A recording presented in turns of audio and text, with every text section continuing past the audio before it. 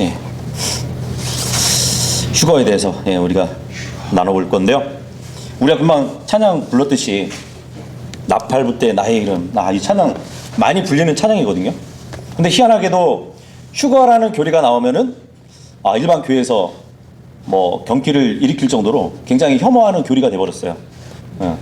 이게 1992년 때 다미 선교에서 한번 소동을 일으킨 적이 있었잖아요. 그죠? 휴거 소동.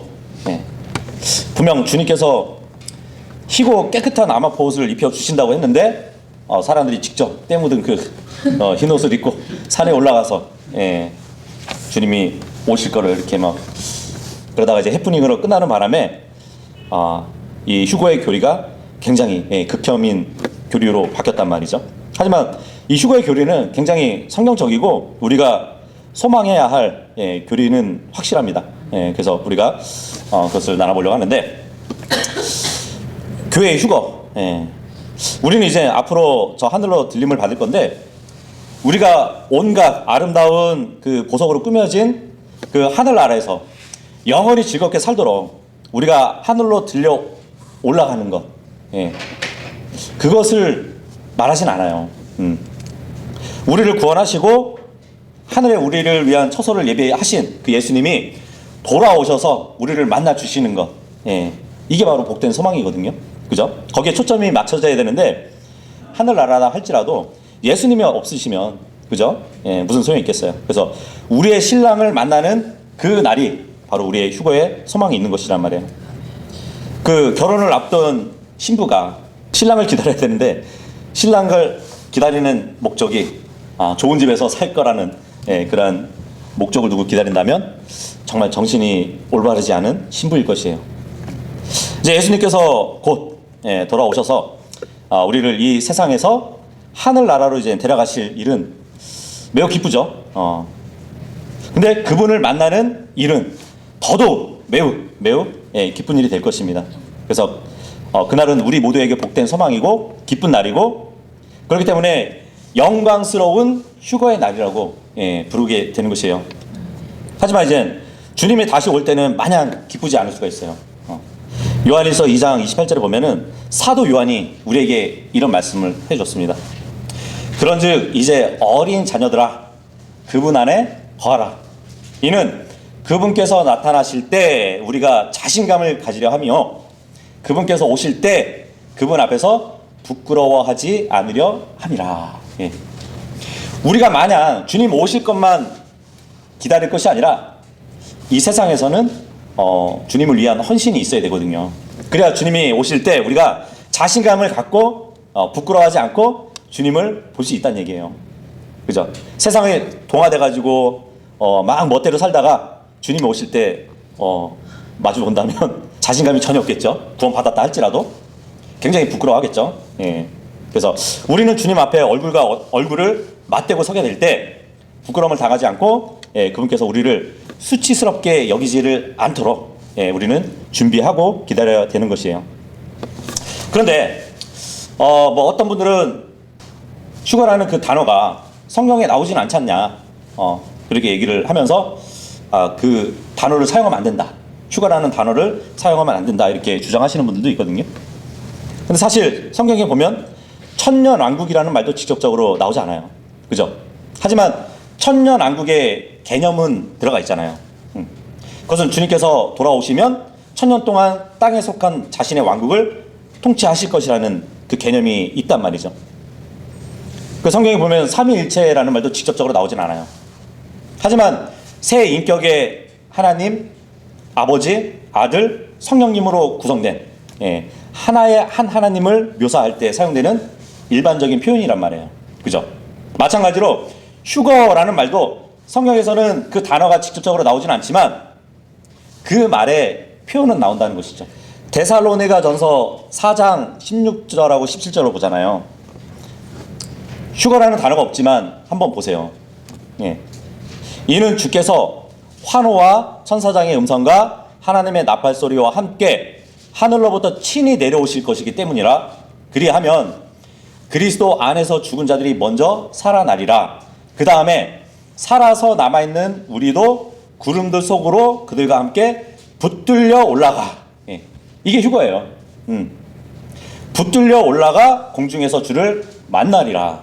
그리하여 우리가 언제나 주와 함께 있으리라. 예. 휴거, 영어로 이제 랩처인데 라틴어로 이제 라페레에서 나온 단어긴 해요. 근데 이 라틴어가 데살로니가전서 지금 4장 17절에 보면은 성도들이 공중으로 붙들려 올라가는 것을 표현한 그리스어에 보면은 파르파지라는 그 단어에서 번역됐거든요. 갑자기 끌려 이제 하늘로 올라갈 때 몸이 영화롭게 변화되는 그 일이 있게 되는데, 그래서 영어의 랩처라는 그 단어의 뜻에 보면은 황홀감이라는 뜻도 있어요. 예. 순식간에 우리 몸이 변화될 때 그 황홀감을 맛보게 되거든요. 어쨌든 휴거라는 단어는 직접적으로 나오지 않지만 붙들려 올라가는 그 자체가 휴거의 개념을 보여주고 있는 것이에요. 표현을 보여주고 있는 것이에요. 그리고 휴거하면은 이제 이게 한자어거든요. 이끌 휴, 들 거.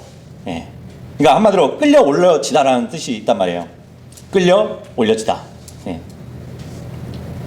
성경에서 쉬운 예로 어디를 볼 수 있냐면 열왕기하 10장 15절에 보잖아요.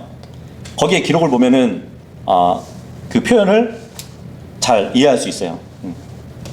열왕기하 10장 15절에 보면 이제 그 문맥을 보면은 에후라는 인물이 나오는데 그 에후가 친구 여호나답을 만나게 돼요. 그런데 여호나답을 만나면서 병거에 올려 태우는 그 모습이 나온단 말이에요. 그래서 열왕기하 10장 15절에 보면은 이런 말씀이 있습니다. 그러자 그가 거기에서 떠났을 때 그는 그를 만나러 오는 레캅의 아들 여호나답을 우연히 만났더라. 그리하여 그가 그에게 문안하였고 그에게 말하기를 나의 마음이 너의 마음을 향해 올바른 것 같이 너의 마음도 올바르냐. 내가 바알 숭배도 하지 않고 하나님을 경배하는데 너도 그리하냐 물어보는 것이에요. 그랬더니 여호나답이 대답하기를 그러하나이다 하였더라. 만일 그러하다면 너의 손을 나에게 달라. 그러자 그가 그에게 자신의 손을 내밀었고 그가 그를 병거 안에 있는 자신에게로 끌어올렸더라. 예. 휴거의 표현이 나오는 것이에요. 하나님이 우리를 손으로 딱 끌어올리시는 그 모습이라고 볼 수 있습니다. 사람은 스스로 하늘로 올라갈 수 없잖아요. 누구의 도움으로 끌려 올려져서 하늘나라로 갈 수 있다는 얘기예요. 그런 것처럼 이 표현을 우리가 여기서 찾아볼 수 있는데, 사실 성경을 보면 여러 군데에 이제 공중으로 끌려 올라간 일이 기록되어 있다는 거 아세요? 첫 번째로 창세기 5장 24절에 보면은 에녹이 나옵니다. 에녹. 이 에녹은 5장 24절에 보면은 에녹은 하나님과 동행하였는데 하나님께서 그를 데려가셨으므로 그가 더 이상 없었더라. 그런 표현을 해요. 하나님과 동행했던 에녹이 어느 순간에 없어진 것이에요. 그러니까 사람들이 찾을 수 없는 것이에요. 하나님이 데려가셨다고 기록을 하는 거 보면 하나님과 동행했던 에녹은 죽음을 보지 않고 하늘나라로 들려 올려졌다고 우리는 이해해 볼 수 있거든요. 우리의 모형이 되는 것이에요. 교회의 모형. 하나님과 동행하다가 하나님이 데려가시는, 이것이 바로 우리 교회의 휴거의 모형이 된단 말이죠. 두 번째로는 이제 엘리야가 나옵니다. 엘리야. 열왕기하 2장 11절에 보면은 엘리야도 하늘로 올라가는 모습이 기록돼요. 열왕기하 2장 11절에 보면 이흑고 그들이 계속 나아가 대화하는 동안, 그러니까 엘리사와 엘리야가 대화를 하고 있었는데 이러한 일이 있었으니 보라, 불병거 한 대와 불말이 나타나서 그들 둘을 갈라놓았더라. 그리고 엘리야는 회오리 바람에 의하여 하늘로 올라갔더라. 회오리 바람에 의해서 하늘로 올라갔대요. 그래서 어떤 분들은 봐라, 엘리야는 병거를 타고 올라간 것이 아니라 회오리 바람을 타고 올라간 거라고. 근데 에레미야서 4장 13절에 보잖아요. 그 회오리 바람이 곧 병거라고 얘기를 해주고 있어요. 싸울 일이 아니에요. 뭐 회오리 바람이다, 병거다, 싸울 일이 아니에요. 자, 그리고 세 번째는 사도행전 8장 38절에 보면 이디오피아 내시에게 복음을 전했던 전도자 빌립이 등장하죠. 사막에서 에디오피아 내시에게 복음을 전하고 침례를 주고 나서 갑자기 공중으로 치러 올라가는 그 일이 있어요. 사도행전 8장 38절에 보면 그리하여 그가 병거를 가만히 세우도록 명령하였고 그들이 둘 다 물속으로 내려갔으니 빌립과 넷이 모두라. 그런 다음에 그가 그에게 침례를 주었더라. 그리고 나서 그들이 물에서 올라왔을 때 주의 영께서 빌립을 채워가셨으니 넷이는 그를 더 이상 보지 못하였더라. 아까 에녹을 하나님이 데려가셨을 때 사람들이 찾지 못했다는 말씀과 같죠. 그러고 나서 그는 크게 기뻐하면서 그의 길을 갔더라. 그러나 빌립은 아조투스에서 발견되었더라. 순식간에 하나님의 영께서 빌립을 채워가셨는데 아조투스라는 도시에 딱 나타나게 하신 것이에요.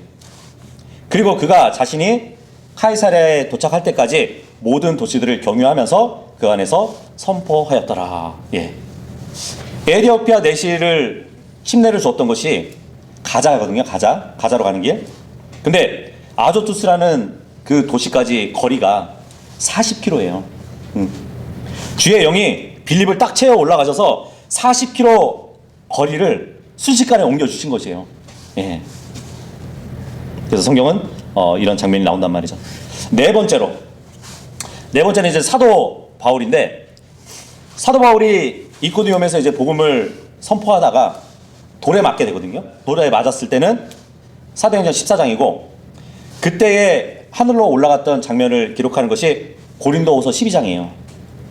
자신의 경험을 이제 기록을 하는데 뭐라고 기록하냐면 2절부터 보시면 14년도 더 전에 내가 그리스도 안에서 한 남자를 알았노라. 자기 자신을 지금 3인칭으로 두고 얘기하는 것이에요. 몸 안에 있었는지 내가 분간할 수 없고 아니면 몸에서 빠져나왔는지 내가 분간할 수 없으나 하나님께서 아시느니라. 보통 예전에 우리가 뭐 입신 경험 이런 걸 많이 들어봤죠.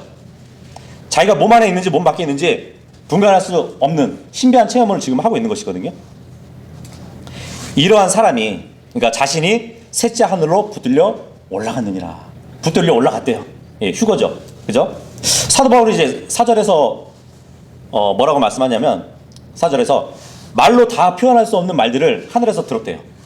그런데 그것을 사람들에게 발설하는 것은 합법적이지 않다고 얘기를 하고 있습니다. 근데 생각해봐요. 천국을 갔다 왔다는 간증이나 지옥을 갔다 왔다는 그런 간증을 하는 사람들이 있어요. 그죠? 사도 바울도 사람들에게 그 셋째 하늘에서 이루어졌던 말씀을 들었던 것을 발설하는 것이 합법적이지 않았다고 기록을 하고 있는데, 천국 간증, 지옥 간증을 하시는 그분들은 발설할 수 있는 특권을 가졌나 봐요. 어쨌든 사도 바울도 셋째 하늘로 붙들려 올라갔다는 그 표현을 하고 있습니다. 다섯 번째, 계시록 4장에 보면은 사도 요한도 역시 하늘로 올라가게 되죠. 4장 1절에 보면 이런 일 뒤에 내가 보았는데 보라 하늘에 한 문이 열렸더라. 그리고 내가 들은 첫 번째 음성이 하나의 나팔에서 나온 것 같이 나와 함께 대화하였더라. 그러니까 이 나팔이 나팔 소리가 아니라 음성이라고 해석해 주고 있어요. 그 음성이 말하기를 이리 올라오라. 그리하면 이후에 반드시 있을 일들을 내가 너에게 보여주겠노라 하였더라. 사도 요한은 예수님께 사랑받는 제자라고 눈의 기록이 되고 있거든요. 우리 교회는 예수님께 사랑받는 교회잖아요. 신부잖아요. 그래서 사도 요한이 하늘에 올라간 것은 교회의 휴거의 예표가 된단 말이죠. 자, 그리고 여섯 번째는 계시록 12장 5절에 보면 이스라엘이 출산한 한 산의 아이, 그 산의 아이가 하늘로 올라가는 내용이 기록되어 있어요. 12장 5절에 보면 이윽고 그녀가 한 남자 아이를 출산하였는데 그는 철장으로 모든 민족들을 다스릴 자라. 그런즉 그녀의 아이가 하나님께 그리고 그분의 보좌로 붙들려 올라갔더라. 이 말씀을 해주고 있습니다. 많은 분들은 이제 앞으로 천년왕국에서 철장을 가지고 민족들을 다스릴 자가 예수님이기 때문에 이 산의 아이는 예수님의 승천을 말하는 것이라고 이렇게 주장을 하기도 합니다. 그런데 지금 그녀라고 한 여자를 얘기할 때도 이스라엘 민족을 얘기하는 것처럼 이 남자아이도 한 남자아이가 아니라 여러 부류가 이제 하나로 집합체를 얘기해 주는 것이에요. 예. 이것은 이제 이사야서에서 가서 보면은 14만 4천 명의 증인들을 남자아이로 동정들로 이렇게 표현하는 것이라고 우리가 공부했었죠. 14만 4천 명의 증인들이 하늘로 올라가는 그 일도 있었습니다. 자, 그리고 일곱 번째는 데살로니가전서 4장하고 이제 고린도전서 15장인데 교회의 직접적인 휴거를 기록하고 있어요. 이렇게 해서 성경은 일곱 번의 완전수로 휴거의 예표와 성취를 기록하고 있단 말이에요. 많은 사람들은 성경에 지상 재림은 기록되어 있지만 공중 재림, 그러니까 휴거에 대한 기록은 없다고 그렇게 주장들을 하지만, 그렇다면 휴거와 재림이 어떻게 구분이 되는지 그것도 한번 우리가 살펴볼게요. 12가지로 우리가 볼 수 있거든요. 첫 번째, 예수 그리스도께서 자신의 성도들인 교회를 위해서 오실 때는 공중으로 오세요.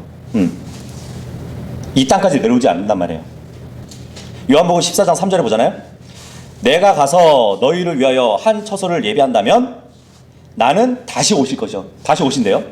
자, 그런데 이 땅으로 올 것이요 하지 않으세요. 너희를 나 자신에게로 맞아들이리라 그런단 말이에요. 지상까지 오시는 것이 아니라 다시 오시긴 오시는데 주님께서 나 자신에게로 맞아들인다는 것은 우리를 끌어올린다는 얘기예요. 그래서 이는 내가 있는 곳에 너희 또한 있게 하려 함이라, 이 말씀을 해주고 있단 말이죠. 그런데 재림 때에는 자신의 성도들과 함께 오십니다. 무슨 말이냐면 예수님이 공중으로 오실 때는 천사들과 함께 오시거든요. 근데 나중에 우리가 휴거되고 나서는 예수님이 재림하실 때는 우리도 같이 내려오겠죠. 그죠? 골로새서 3장 4절에 보면은 우리의 생명이신 분 곧 그리스도께서 나타나실 때면, 재림하실 때면 너희 역시 그때 영광 가운데 그분과 함께 나타나게 되리라. 그러니까 우리는 예수님의 지상 재림을 기다리는 것이 아니에요. 지상 재림을 하실 때는 우리도 그분과 함께 나타난대잖아요. 그죠? 자, 그리고 두 번째는 휴거는 비밀리에 이루어집니다. 근데 주님이 오실 때는, 지상으로 오실 때는 모든 사람의 눈이 볼 수 있게 공개적으로 오신다고 말씀해 주고 있어요. 계시록 1장 7절에 보시잖아요. 계시록 1장 7절에 보면 보라, 그분께서 구름들과 함께 오시는도다.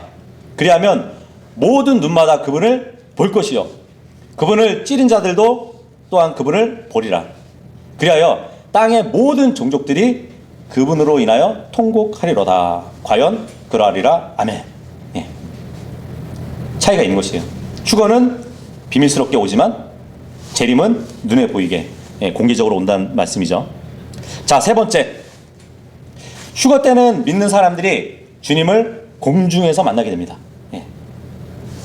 데살로니가전서 4장 17절에 보면 그 다음에 살아서 남아있는 우리도 구름들 속으로 그들과 함께 붙들려 올라가 공중에서 주를 만납니다. 지상에서 만나는 것이 아니라 공중에서 주님을 만난대요. 그리하여 우리가 언제나 주와 함께 있으리라. 그런데 예수님이 지상 재림 때에는 지상으로 내려오실 것이에요. 그래서 스가랴서 14장 4절에 보면은 그리고 그날에 그분의 두 발은 예루살렘 앞 동쪽에 있는 올리브산 위에 서시리니. 올리브산은 그것을 중심해서 동쪽과 서쪽으로 갈라질 것이요 거대한 골짜기가 생기리라. 그리고 그 산의 절반은 북쪽을 향하여 그것의 절반은 남쪽을 향하여 움직이리라. 주님이 직접 올리브산에 서게 되신대잖아요. 그러니까 휴거 때는 공중에서 만나는데 지상 재림 때는 땅을 밟으신다는 말씀을 해주고 있습니다. 자, 그리고 네 번째는 휴거 때는 주님께서 스스로 오실 것이에요. 데살로니가전서 4장 16절에 보면 이는 주께서 환호와 천사장의 음성과 하나님의 나팔 소리와 함께 하늘로부터 친히 내려오실 것이기 때문이라. 예. 스스로 직접 오신다는 얘기예요. 그리하면 그리스도 안에서 죽은 자들이 먼저 살아나리라. 예. 자, 그런데 예수님이 지상에 재림하실 때는 천사들을 먼저 보내세요. 그래서 이스라엘 백성들을 먼저 모으는 일을 하신다고 기록되어 있습니다. 마태복음 24장 31절에 보면 그리하여 그가 굉장한 나팔 소리와 함께 자신의 천사들을 보낼 것이요 그들은 그의 택함 받은 자들을 내 바람의 방향으로 한데 모을 것이니 하늘의 이쪽 끝에서 저쪽 끝쪽까지라. 예. 먼저 이스라엘 백성들을 고국으로 천사들이 모아주는 일을 하고 나서 예수님이 오신다는 얘기예요.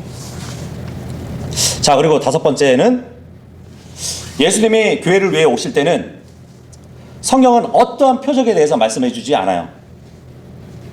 갑자기 순식간에 그 일이 일어나는데 예수님의 재림 때에는 여러 가지 많은 표적들이 있을 것이라고 말씀해 주고 있습니다. 누가복음 21장 11절이나 누가복음 21장 25절에서 27절에 기록이 되어 있습니다. 자, 그리고 여섯 번째, 휴거 때에는 그리스도 안에서 죽은 자들이 모두 부활할 것이에요. 예. 고린도전서 15장 22절에 보면 이는 아담 안에서 모두가 죽는 것 같이 바로 그리스도 안에서도 그렇게 모두가 살게 될 것이기 때문이라. 예. 휴거 때에는 죽은 자들은 다 부활할 것이란 말이에요. 그런데 재림 때에는 어떠한 부활도 기록되어 있지 않아요. 일곱 번째, 휴거 때는 믿는 사람들의 몸이 예수 그리스도와 같이 영광스러운 몸으로 변화될 것입니다. 예.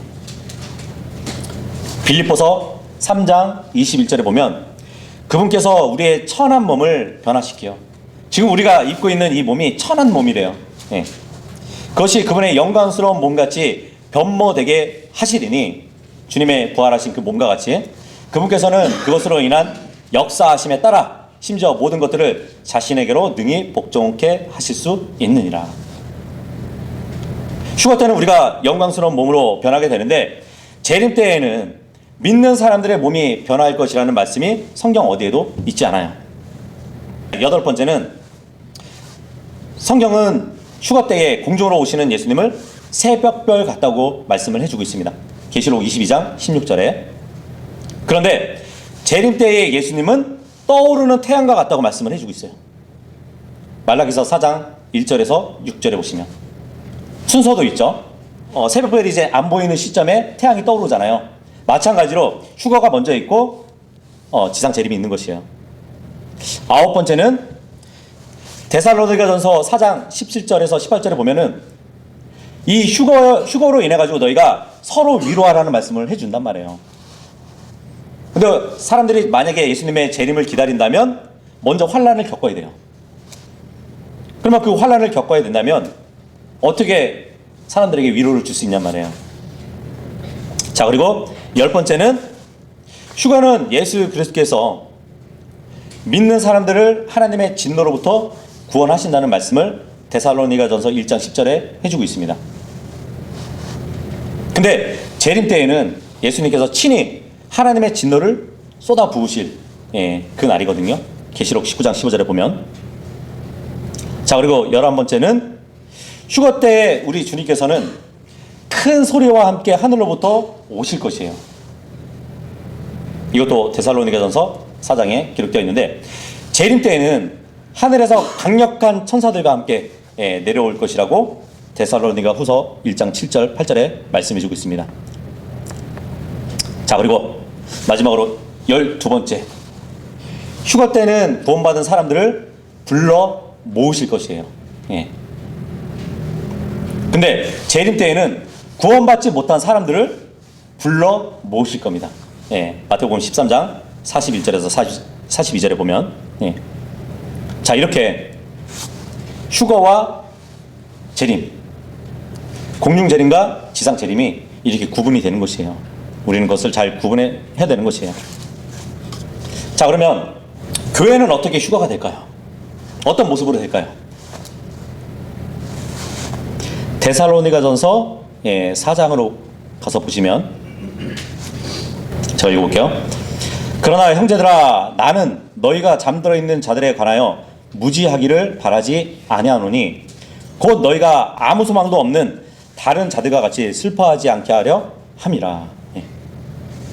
죽은 자들을 보고 소망 없는 자들처럼 되지 말라고. 왜냐하면 부활이 있기 때문에.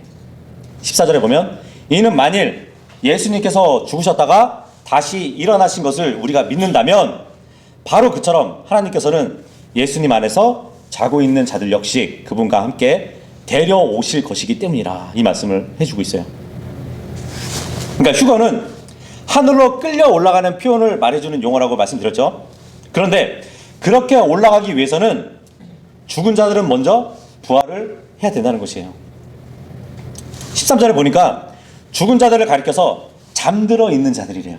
예. 그러니까 뭐 이단들이 얘기하는 것처럼 혼이 죽어서 무덤에서 자고 있다는 말이 아니에요. 혼은 이미 죽어서 하늘나라로 올라가 있지만 몸은 그대로 무덤에 묻혀가지고 자고 있다는 것이에요. 자고 있다는 말이 뭐죠? 곧 일어날 수 있다는 얘기잖아요. 그죠? 무덤에 누워서 부활을 기다리고 있다는 말씀을 해주고 있는 것이에요. 예수님도 죽었던 나사로를 가리켜가지고 뭐라고 말씀하셨는지 아시죠? 우리 친구 나사로가 잠들었도다. 그 말씀을 해주시고 그를 부활시키는 장면을 볼 수 있잖아요. 성도가 죽을 때 그의 혼은 하늘에 가게 돼요. 그런데 몸은 무덤에 가서 썩게 됩니다. 예수님은 성육신 하시고 나서 인간의 몸을 취하시고 죽음을 맛보셨죠. 그리고 나서 주님은 사망을 통해서 사망의 권능을 가진 사탄을 멸하셨습니다. 예. 만약 예수님께서 갈보리에서 죽음을 정복하시고 사망과 지옥의 열쇠를 취하지 않으셨다면 마귀는 여전히 우리의 몸을 무덤에 그대로 가두어 놓을 수 있는 권능이 있었어요. 하지만 갈보리 이전에 이 사탄은 사망에 대한 권능을 가졌을지 모르지만 갈보리 사건 이후에 사탄은 그 권능을 잃어버리게 됐단 말이에요. 예. 그래서 죽은 성도들의 몸이 다시 일어날 것이기 때문에 주님은 잠들어 있다는 표현을 하시고 계신 거거든요. 유다서에 보잖아요. 유다서에 보면은 주님께서 나중에 모세의 몸을 부활시키는 그 기록이 있는데 부활했기 때문에 이제 변화산상에서 예수님은 모세와 엘리야를 만날 수 있었던 것이거든요. 근데 유다서에 보면은 천사장 미카엘이 모세의 몸을 일으켜 세운 일로 인해 가지고 마귀하고 다퉜다는 기록이 있습니다. 그죠? 왜냐하면 모세가 죽었을 때는 예수님께서 십자가에 죽으시기 전에 부활을 한 거잖아요. 그렇다면은 그때까지만 해도 마귀는 사망의 권능을 가지고 있었기 때문에 모세의 몸에 대해서 주장을 할 수 있었어요.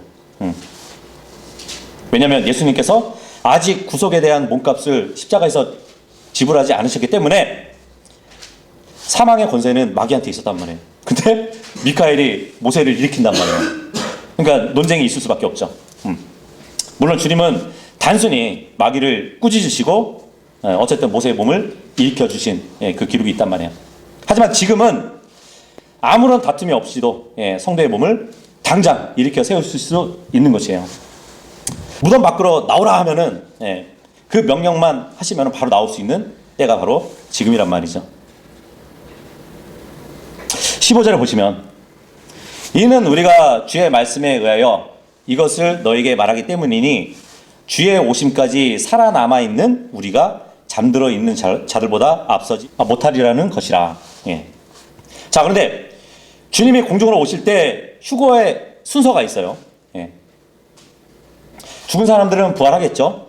근데 살아있는 사람들은 이 몸이 변화되겠죠. 그 순서를 말씀해 주고 계시는데 주님이 오시면 죽은 자들의 몸이 먼저 부활을 하게 될 것이래요.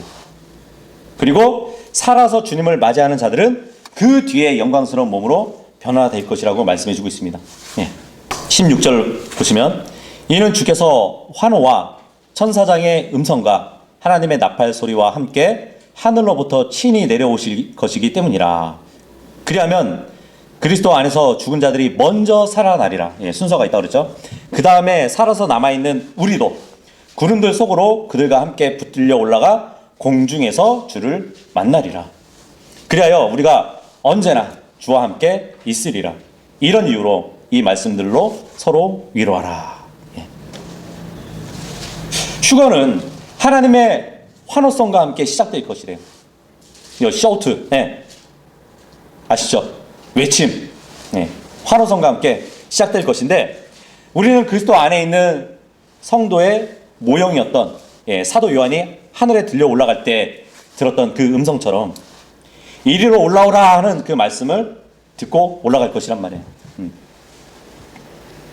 그래서 지금 말씀에 하나님의 나팔, 이것은 곧 하나님의 음성을 말해주는 것이에요. 계시록 1장 10절이나 4장 1절이나 10장 7절에 보면은 그 나팔이 곧 음성이라고 성경이 스스로 해석해 주거든요. 여기 17절에 보면은 주님은 지상에 내려오지 않으시고 공중에서 기다리고 계세요. 그래서 이것을 공중 재림이라고 부르는 것이거든요. 그래서 지상 재림과, 예, 구분된다는 것을 아까 우리가 봤죠. 18절의 말씀처럼 우리는 이 말씀들로 서로 위로를 해야 되는 것이에요. 그래서 디도서 2장 13절의 말씀을 보잖아요. 그 복된 소망과 위대하신 하나님, 곧 우리 구원자 예수 그리스도의 영광스러운 나타나심을 고대하게 하셨느니라, 이 말씀을 해주고 있단 말이죠. 예수 그리스도의 영광스러운 나타나심이 곧 복된 소망이래요. 네, 교회가 대환란을 통과한다고 주장하시는 분들이 있다면 생각해 보세요. 교회가 대환란에 들어간다면 그것은 복된 소망이 될 수 없어요. 그렇죠? 위로해 줄 수가 없어요. 자, 그리고 고린도전서 15장 한번 열어보도록 하겠습니다. 47절부터 보시면, 첫사람은 땅에서 나서 땅에 속하나 둘째 사람은 하늘로부터 오신 주시니라. 땅에 속한 첫사람같이 땅에 속한 자들도 그러하고 하늘에 속한 둘째 사람같이 하늘에 속한 자들도 그러하니라. 그런즉 우리가 땅에 속한 첫사람의 형상을 지닌 것 같이 우리가 하늘에 속한 둘째 사람의 형상 또한 지니게 되리라, 이 말씀을 해주고 계십니다. 첫사람 아담, 이 아담으로 물려받은 몸을 가지고 우리가 지금 살고 있죠. 근데 마지막 아담이 오실 것인데 그 아담의 형상을 또 우리가 받는다고 말씀해 주고 있어요. 예. 지금 땅에 속한 몸을 입고 있지만 앞으로 하늘에 속한 몸을, 예, 입을 것이래요. 50절 보시면, 형제들아 이제 내가 이것을 말하노니 살과 피는 하나님의 왕국을 상속받을 수 없느니라. 또한 썩는 것은 썩지 아니하는 것을 상속받을 수 없느니라. 보라, 내가 너에게 한 신비를 제시하노라. 우리가 모두 잠잘 것은 아니요 오히려 우리 모두가 변화되리니. 예. 휴거 때는 이 몸이 변화된다는 말씀을 해주고 있는데, 땅에 속한 몸 그대로는 하늘나라로 갈 수 없대요. 살과 피는 하나님의 왕국을 상속받을 수 없대잖아요. 변화된 몸으로만 갈 수 있다고 말씀해주고 있단 말이죠. 죽은 자들도 무덤에서 썩을 몸이 아니라 부활한 새 몸을 가지고 하늘나라로 갈 수 있다고 말씀해주고 있어요. 그래서 우리의 새로운 몸이 어떠한 피를 가지고 있지 않을 것이라는 말씀을 해주고 있는데, 아마도 우리가 휴거될 때는 이 땅에 피를 쏟고 가든지 아니면 몸이 변화될 때 피가 물로 바뀔, 예, 수도 있습니다.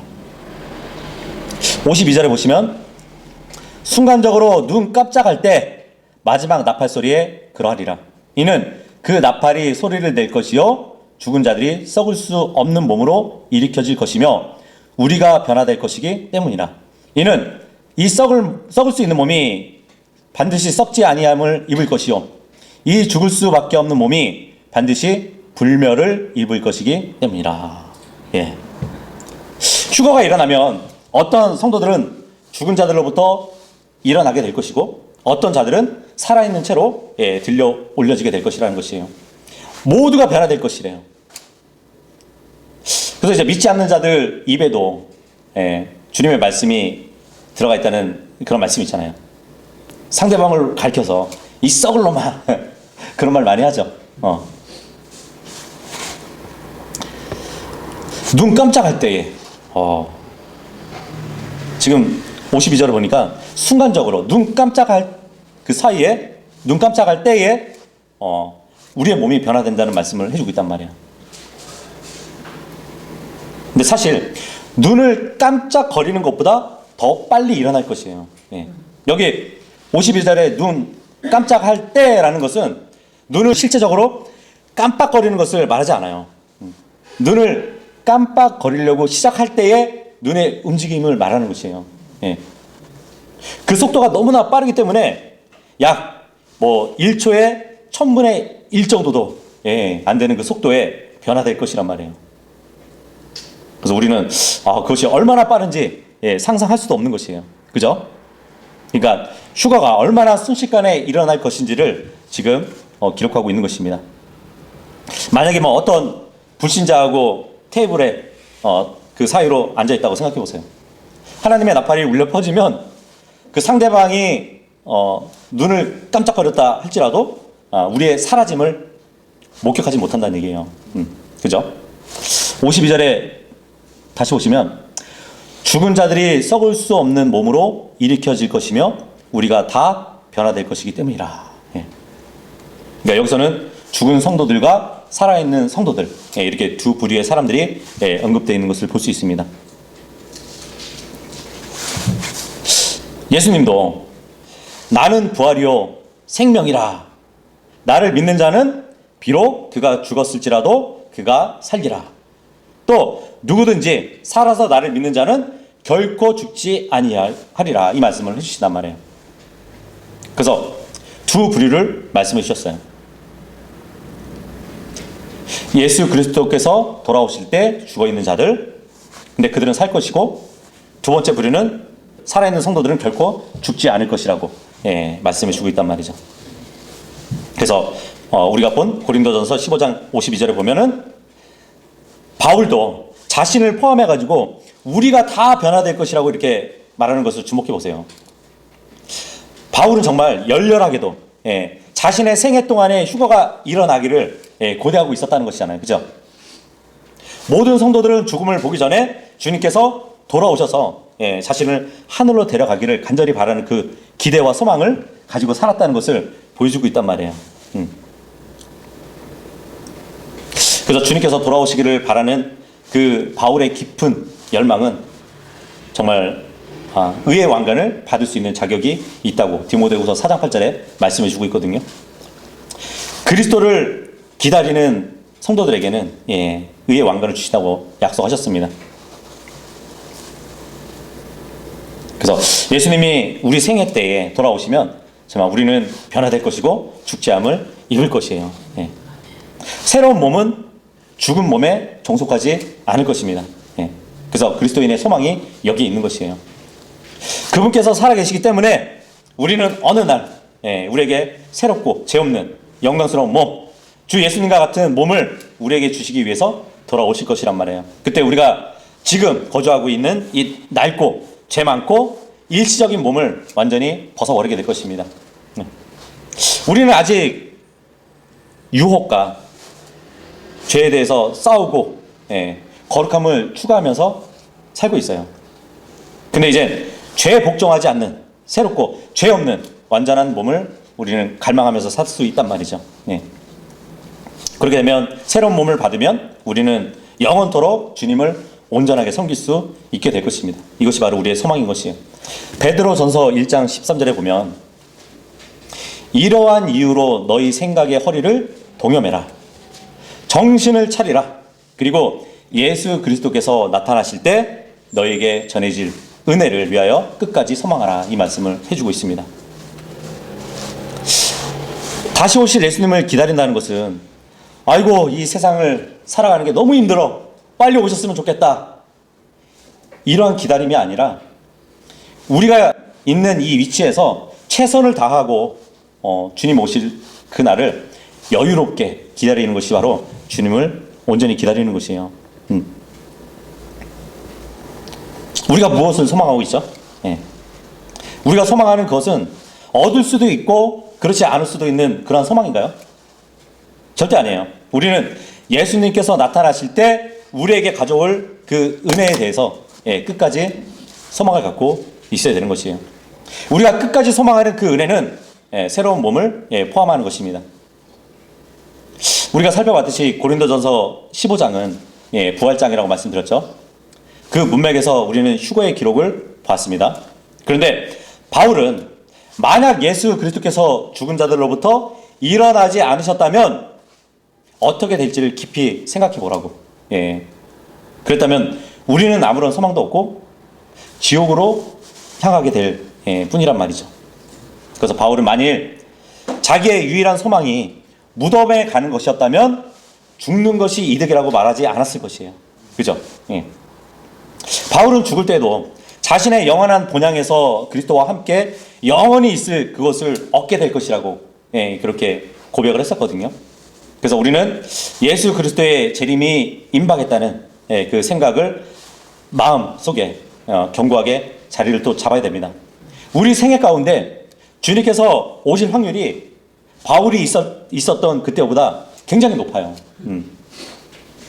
휴거를 기다린다면 그 휴거의 연장선에 있는 그리스도의 심판석도 우리가 대비를 해야 됩니다.